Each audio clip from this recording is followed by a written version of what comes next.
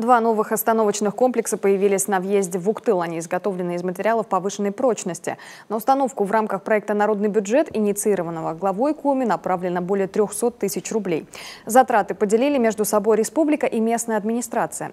Объект принципиально важен. Каждое утро здесь большой поток граждан, выезжающих на работу, порядка 1000 человек. Отметим, всего в этом году район получил поддержку от республики на реализацию 9 проектов народного бюджета.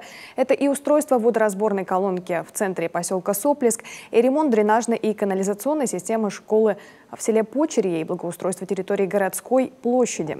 Все идеи уже успешно реализованы, есть и планы на будущий год.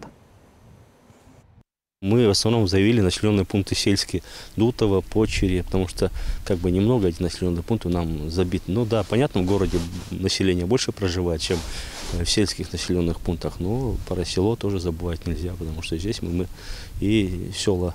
То есть вот в 2018 году мы где-то 50% заложили в эти проекты, это по селам. Там, например, установка мусорных контейнеров, это необходимо сегодня, есть вопросы, что недостаточно в населенных пунктах.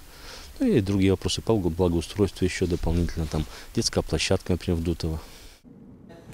8 проектов уже одобрено. Такая поддержка в сфере инициативного бюджетирования, считают в местной администрации, подспорье и для индивидуальных предпринимателей, и для сельских жителей.